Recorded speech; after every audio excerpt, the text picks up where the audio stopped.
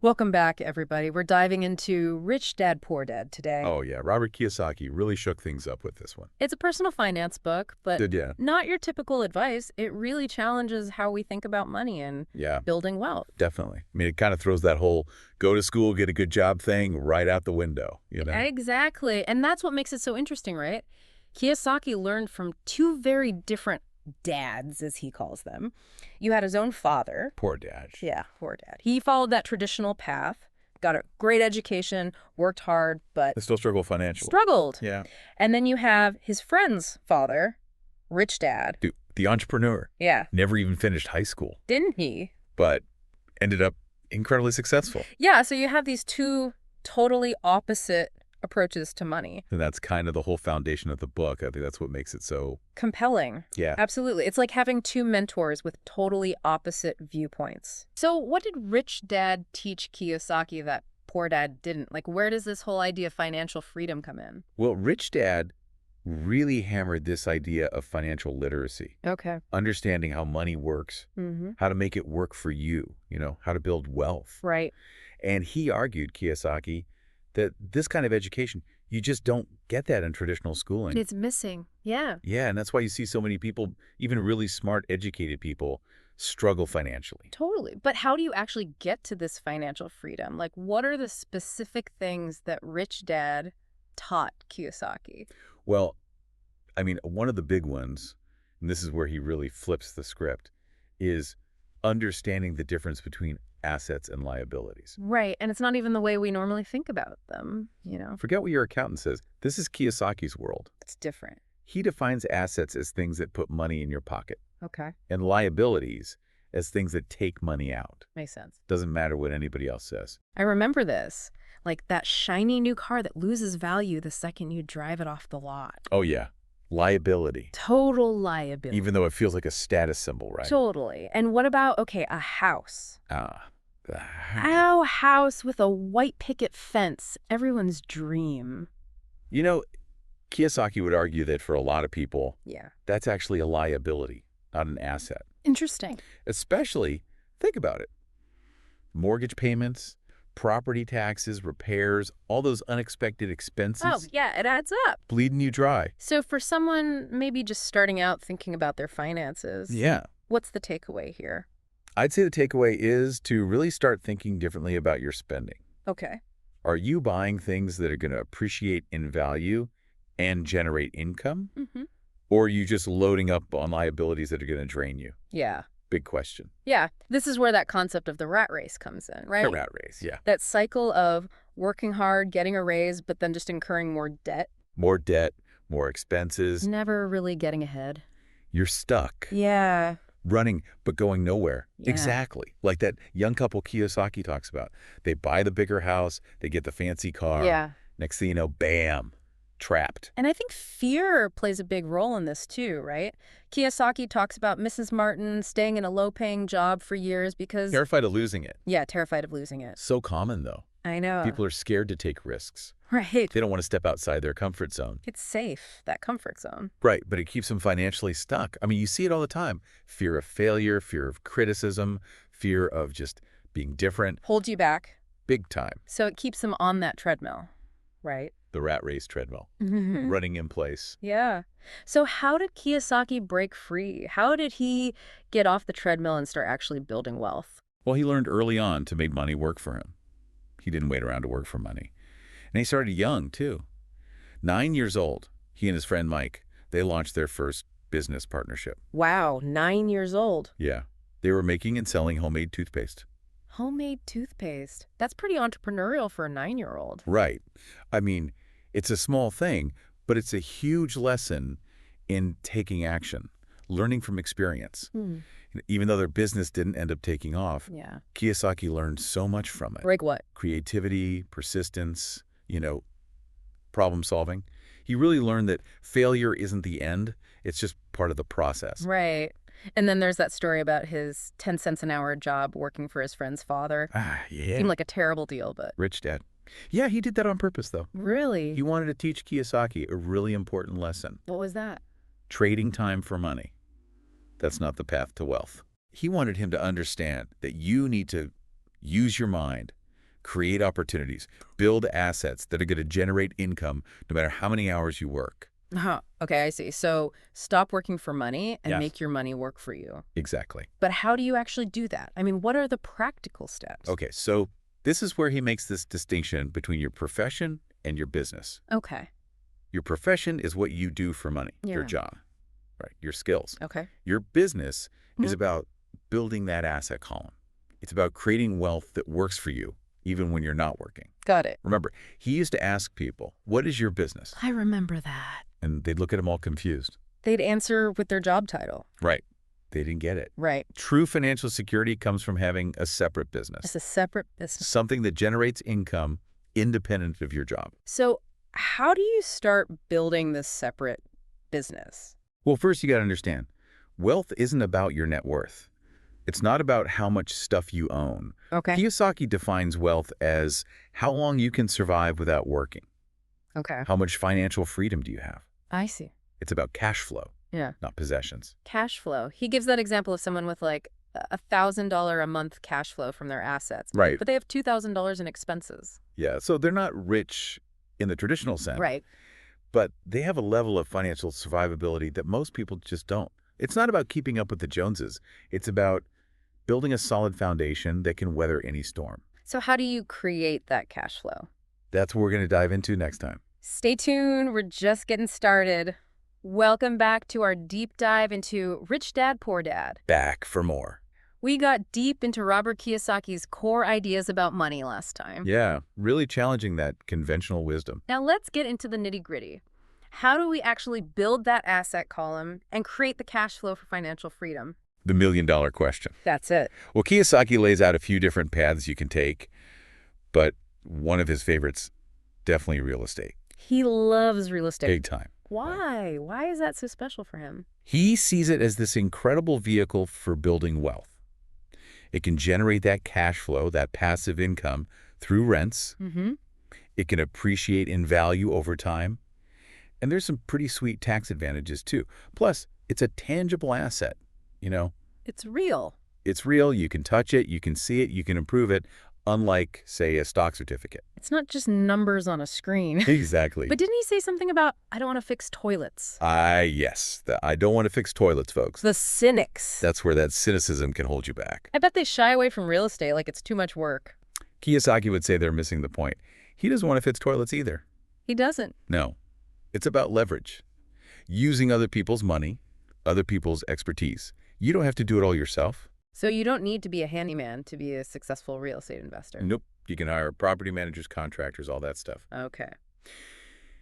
Kiyosaki's strategy is about being the business owner, not the plumber. The CEO. Yeah. You're building a team, you oversee the whole operation, but you don't have to be down in the trenches doing everything. That's a relief. But even with a team, where do you even start? How do you start? Kiyosaki talks about buying property with no money down. Is that even possible? It can be, but it takes some creativity, you know? Okay. Kiyosaki learned a lot of that from that $385 real estate seminar he's always talking about. Oh, yeah. He stresses finding those deals, negotiating skillfully, and using financing strategies that go beyond just a typical bank loan. I remember that example. He bought that rundown house for $45,000. Yeah, put down like $5,000, sold it a year later for $95,000. Had right. Not bad at all. He called it a cute little 2-bedroom. And then he used that 1031 exchange Oh, yeah. to roll those profits into a 12-unit apartment building. The 1031 tax-deferred exchange. It's pretty smart. Key strategy for minimizing your taxes. And building wealth faster. Exactly. It's like a snowball effect. Yeah. You just keep rolling those profits into bigger and bigger investments. So it's not just about finding the deal. It's also knowing how to structure it. Rightly. To maximize your returns. To minimize your taxes. You need that financial intelligence. You got to understand the numbers, the market, all the legal stuff. But he also talks about mindset, right? Oh, yeah. What does he mean by that? Well, he talks about buying in a depressed market. Okay. And he's not talking about, like, taking advantage of a crisis or anything. He's talking about seeing those opportunities that other people might miss. I see. When a market is down, fear takes over, panic sets in, prices can drop way down. Okay. That's where savvy investors, the ones who are willing to go against the grain, Mm-hmm. they can find some incredible bargains. That's what he and Kim did in Phoenix, right? Exactly. Scooped up those cheap houses. Later on, they skyrocketed in value. Wow. So it's about having that courage to see the potential where other people just see risk. It's about overcoming that fear, that cynicism. Blocking out all the chicken little voices, That's right, like his friend Richard. Oh, poor Richard. Backed out of that deal because his neighbor thought it was a bad idea. Yeah, he listened to the wrong people. He missed out. Big time. Kiyosaki's point is, you can't let other people's opinions or your own doubts hold you back. You got to do your homework, educate yourself, and trust your gut. So real estate is obviously huge for Kiyosaki, but he also talks about the stock market, right? He does, but again, he's got a different approach than most. Okay. He's not just a buy and hold kind of guy. He compares himself to a surfer waiting for the perfect wave.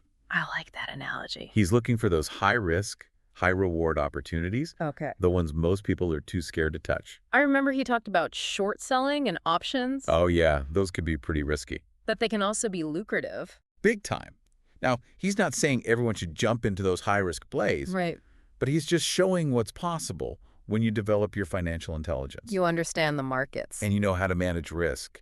I mean, he tells that story about buying 100,000 shares of this company for 25 cents each, right? Yeah. Before it went public. 6 months later, boom, those shares are worth $2 each. That's incredible. But it takes expertise, and you got to have a stomach for risk. Yeah, for sure. It's not for the faint of heart. He also talks about raising money, right? Not just relying on banks for everything. Oh, yeah. Didn't he buy an apartment building for $1.2 million with no money of his own? That's right, he did. How is that even possible? That's the power of leverage, partnerships, creative financing. He Uh-huh. talks about tying up a property with a written contract while he secures funding. It takes some serious negotiation skills. So it's not just about having money. No. It's about the intelligence to attract money, right? You got to have the know-how to attract and utilize capital. That's what it's all about. So it all comes back to that idea of taking control, right? Yeah. Not being afraid to think outside the box. And Kiyosaki really believes anyone can learn these skills. You don't have to be born rich. It's about empowering yourself to create your own opportunities. You don't have to wait for someone to hand them to you.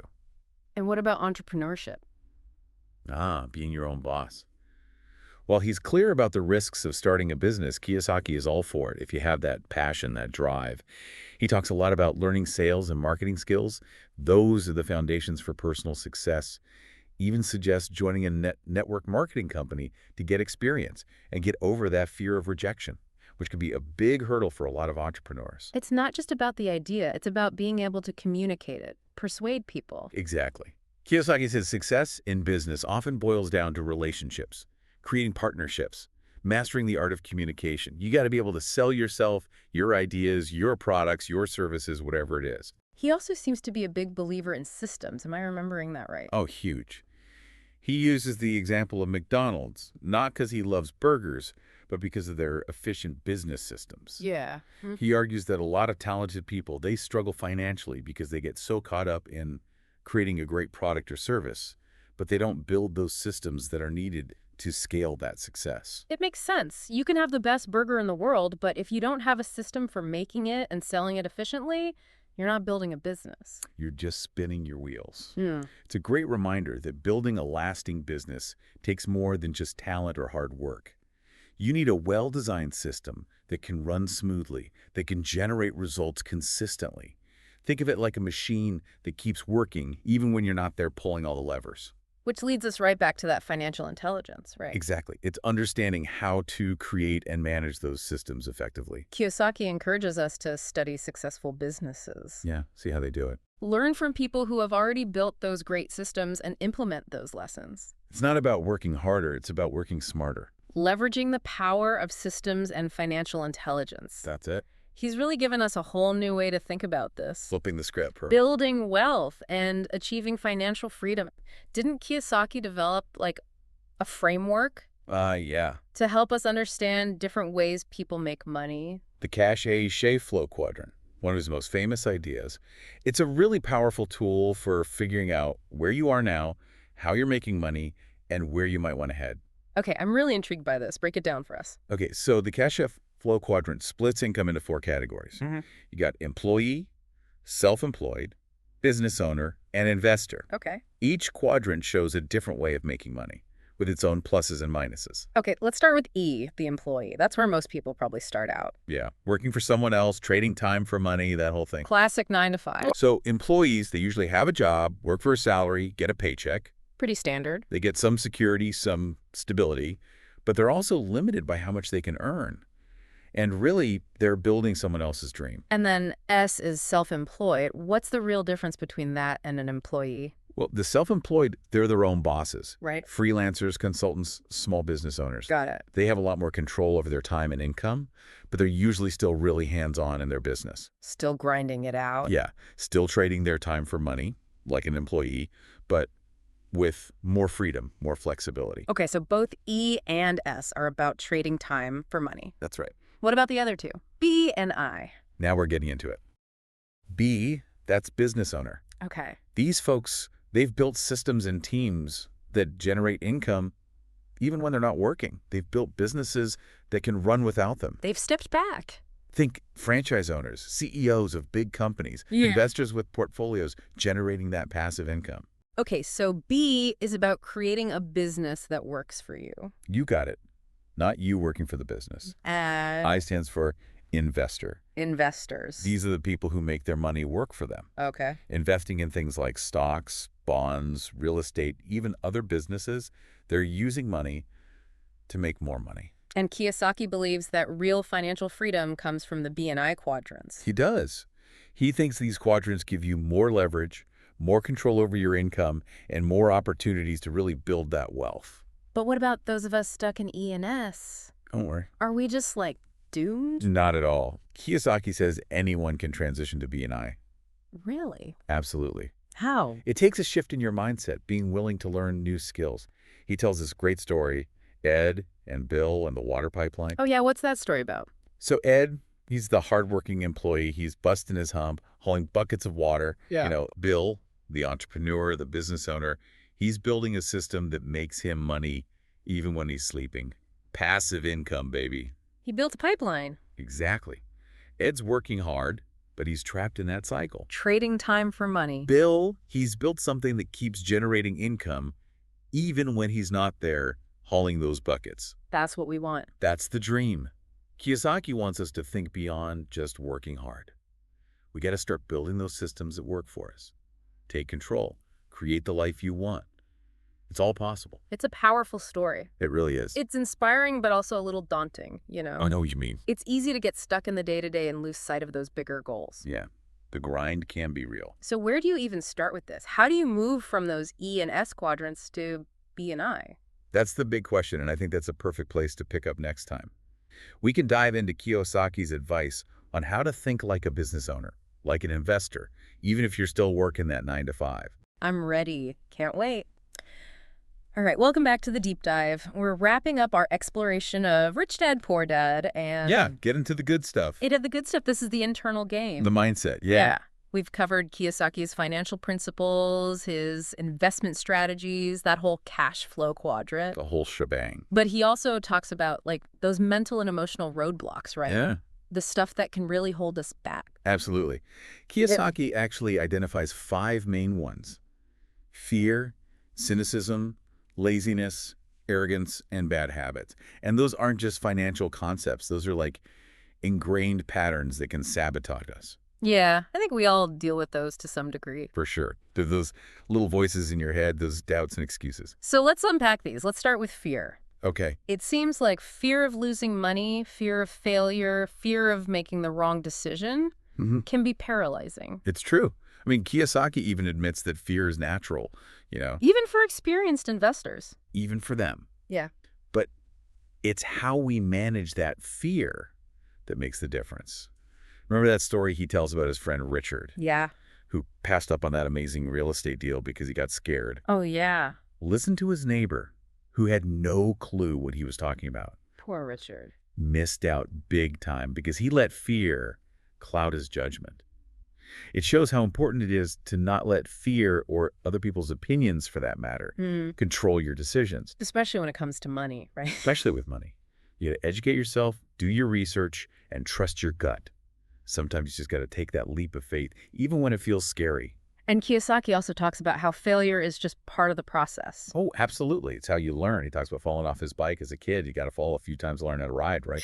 Yeah. He tells that great story about Colonel Sanders, rejected over 1,000 times before his fried chicken recipe took off. Wow. So it's all about persistence, And resilience. Those are key. It's like changing how we view failure. reframing it. It's not the end. It's a stepping stone. Mm-hmm. Every time you fall down, you learn something, you adjust, you get back up stronger. So if that fear starts creeping in, how do you move past it? Kiyosaki suggests surrounding yourself with good people. Find mentors who can guide you and encourage you when you're doubting yourself. And he says you got to fry your chicken little. Fry your chicken little. Confront those fearful thoughts head on. Focus on what's possible, not what could go wrong. I love that. Okay, so we've got fear down. What about cynicism? The I don't want to fix toilets crowd. Right? He uses that phrase to show how people dismiss whole categories of assets like real estate Mm-hmm. without even understanding them. They get hung up on those potential problems, the hassles. They miss the big picture. It's like they're wearing those negativity goggles. They just see the downsides. Exactly. Yeah. Kiyosaki challenges us to be more open-minded. Yeah. Question your assumptions, look deeper. Don't just judge a book by its cover. Exactly. He reminds us that there are usually creative solutions and systems in place that can take care of those so-called problems. Like, you don't have to personally fix toilets if you hire a property manager or invest in a real estate investment trust. Exactly. It's about being resourceful, thinking creatively, and not letting that limited view hold you back. Okay, so fear and cynicism. What about laziness? Oh, laziness. I struggle with that one. We all do. Yeah. Kiyosaki's got an interesting take on laziness. He says busy people are often the laziest. Wait, hold on. How can you be busy and lazy? Well, he gives the example of that businessman, the workaholic, who ignores his family, his personal life, Yeah, ends up losing it all. He's always on the go, but he's avoiding the real hard work. me too. Self-reflection, personal growth, building relationships. It's like using busyness as an excuse. A shield, yeah. Yeah. To avoid facing those deeper issues. That's fascinating. So Kiyosaki's saying real laziness isn't about avoiding work. Right. It's about avoiding the work on yourself. Looking inward. Confronting those uncomfortable truths. Taking responsibility for your life. He wants us to be honest with ourselves. Yeah. Examine your motivations. Make sure you're not just busy to avoid something else. It's a really powerful point. Okay, what about arrogance? He's met a lot of people, who seem really successful on paper, Mm-hmm. but they don't really get how money works. They try to hide that by acting super confident, They won't admit what they don't know. too afraid to look foolish, so they pretend to be experts. And that's where arrogance becomes a huge roadblock. You stop learning. Kiyosaki really emphasizes the importance of humility, recognizing that we always have more to learn, being willing to ask for help, especially from those who have already achieved what you want. It's about being a student for life. Exactly. Okay, fear, cynicism, laziness, arrogance. We've got one more, bad habits. This one's all about our relationship with money, how we handle it every day.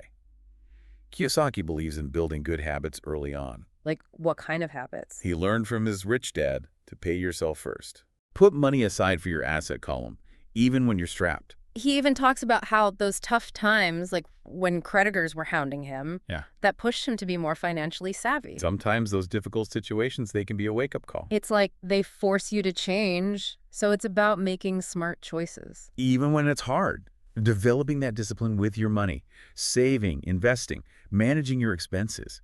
Kiyosaki says, break those bad spending patterns. Don't give in to those impulse buys. Think long-term, Focus on those big financial goals, not just instant gratification. Be aware of where your money is going. Track those expenses. Make your money work for you. Not against you. So much of what we've been talking about comes down to that taking control Absolutely. instead of letting your finances control you. It's been a wild ride, this deep dive. It really has. Kiyosaki really makes you think, even if you don't agree with every single thing he says. Oh, yeah. He challenges us to rethink our relationship with money, to question those old ways of thinking. Take charge. He reminds us that financial intelligence isn't just about getting rich. It's about freedom. Yeah, it's about living a life with purpose, with impact. Creating the life you want. And he shows us how to overcome those internal roadblocks. Those fears and doubts. Adopt that wealthy mindset and start building our own path to success one step at a time. Love it. So as we wrap this up, what's the big takeaway you hope our listeners will walk away with? For me, it's that message that financial freedom is possible for anyone. Anyone who's willing to learn, to take action, and to develop that financial It's intelligence. empowering, right? It is. Kiyosaki shows us we don't have to be victims of our circumstances. We can create our own financial reality. It's about knowledge. Effort, being willing to challenge the status quo, it's a message of hope, possibility. Beautifully said. Mhm. To add to that, I'd encourage everyone to think about those 5 roadblocks we talked about. Yeah. Which one resonates with you the most? Is it fear, cynicism, laziness, arrogance, bad habits? And once you've identified it, what's one small step you can take today to start overcoming it? Maybe it's picking up a book on financial literacy, maybe attending a seminar, Talking to a financial advisor? or even just tracking your expenses for a month. It doesn't have to be a huge thing. Just take that first step. Move beyond just thinking about financial freedom. Actually start creating it. Exactly. Remember, Kiyosaki started with that $385 real estate seminar. You never know where that first step will lead you. So embrace the challenge. Step outside that comfort zone. Start building your path to financial freedom. That's what it's all about. Thanks for joining us on this deep dive into Rich Dad, Poor Dad. It's been a pleasure. Until next time, keep learning, keep growing, and keep diving deep.